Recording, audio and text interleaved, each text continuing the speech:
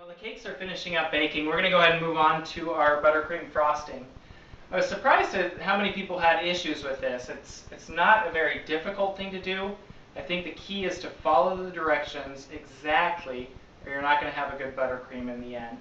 So we're going to start off by mixing together our sugar and our light corn syrup.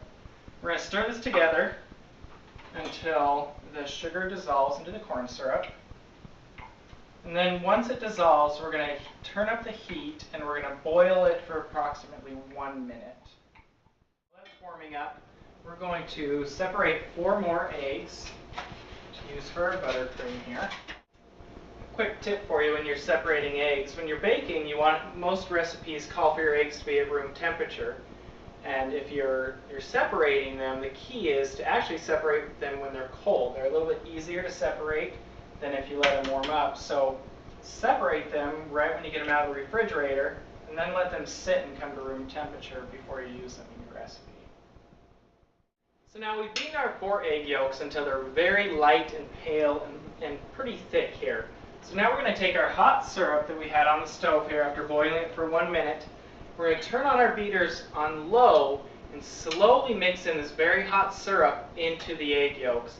And then we're going to continue mixing that for 5 minutes until it's completely cool.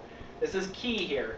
If you don't let it completely cool, when you go to the next step and start mixing in the butter, you're going to get a runny buttercream instead of a nice fluffy buttercream. So I'm going to go ahead and scrape down the sides of the bowl just one time to get some of this splatter down. I found that if you kind of pour it down the side of the bowl into the bottom, it kind of reaches there before the beaters get to it and spray it across the side. So I'm just kind of scraping the remaining down into it, and I'm going to continue beating it here. Now that we've mixed together our egg yolks and our corn syrup mixture, I went almost 7 minutes before I felt that it was cool enough to stop here. Now don't worry either, on the inside of your bowl, you're probably going to have up towards the top some of the harder parts from where the corn syrup splattered out. Don't worry about that, you should be fine. Your mixture should be nice and thick at this point though. And now we're going to start mixing in our butter. It's 3 sticks of butter. We're going to start doing it about a tablespoon at a time. Slowly mix that in until all 3 cubes of that butter is all gone and mixed in there.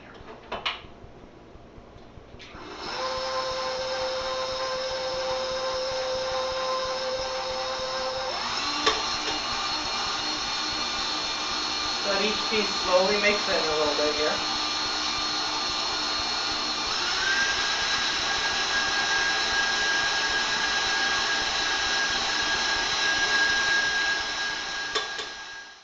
Now a key thing to watch here, if you're starting to mix in your butter and you notice that it was melting and you got a little bit runny of a mixture there at the bottom, you want to go back and let that cool down a little bit further before you start mixing in butter, else you're going to just get a nice melted butter mess in there if you don't.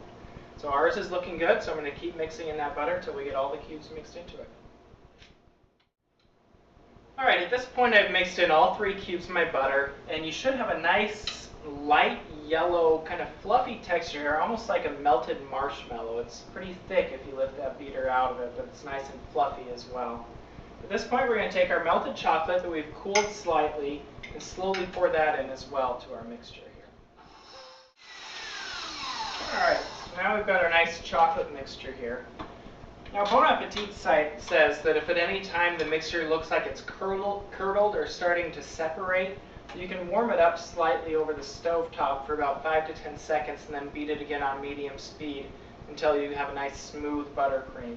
Now mine's pretty smooth here as it was last time, so I've never had any issues with it separating. But if you do, that's one of the techniques you can use to help it start to come together. At the same time, you don't want to leave it on there too long either and have it all melted apart. So ours is looking great here.